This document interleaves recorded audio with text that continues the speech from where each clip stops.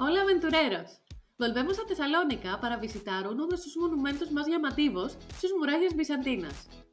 En este video vamos a mostrar sus restos y los de su predecesora, la muralla romana, y contar su historia, así como algunas curiosidades. Esto es Aventuras a pie de página, y soy Atanasía, su guía de hoy. Existió una primera muralla en tiempos helenísticos de la cual no quedan rastros. Esa primera Tesalónica era comparativamente una población aún muy pequeña y estaba ubicada donde los romanos construyeron el Foro y el Odeón. Esta muralla fue destruida con la conquista de la ciudad por los romanos en el primer siglo a.C.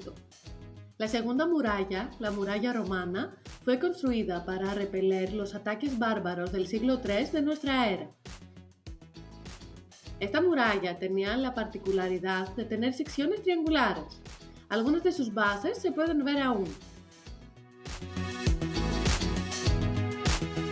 La tercera muralla se construyó entre la mitad del siglo III y el siglo IV y fortificó la ciudad hasta finales del siglo XIX, cuando la muralla junto al mar y parte de la muralla este se demolieron como parte de un plan de modernización de la ciudad.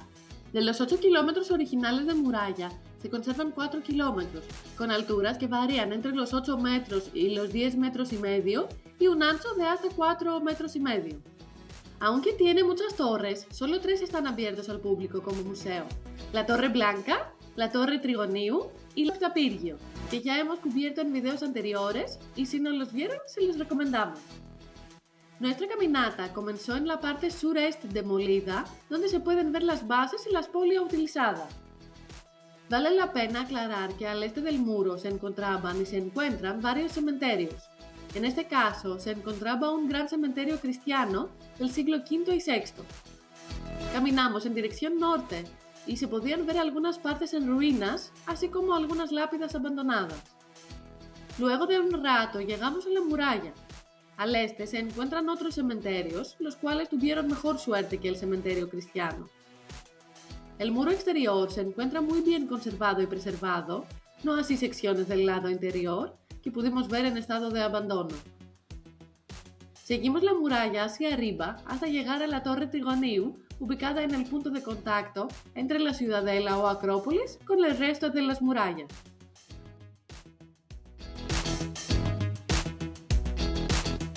Aquí exploramos de ambos lados los muros de la ciudadela, donde la gran mayoría se encuentran en excelente estado de conservación.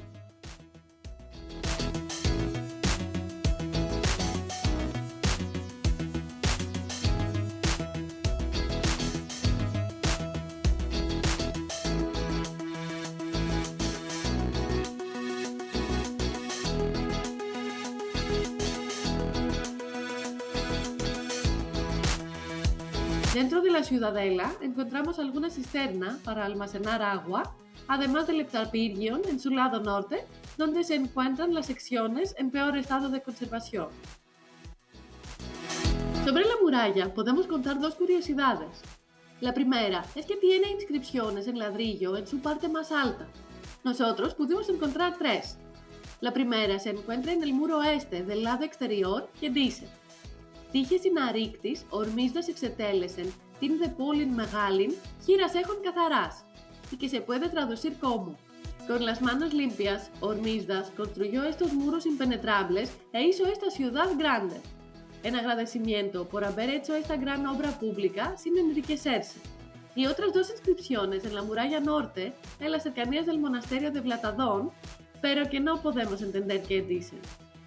La segunda curiosidad se encuentra en uno de los patios del Museo Arqueológico, una exhibición llamada Las Fortificaciones de la Memoria, un muro construido con la espolia rescatada del derribo de la muralla sur, junto al mar, durante la modernización de Tesalónica a finales del siglo XIX y que incluían 4 bustos. Si les gustó este video, los invitamos a ver los videos de las 3 torres visitables, así como nuestros otros videos de Tesalónica. Un abrazo a todos y nos vemos en la próxima aventura.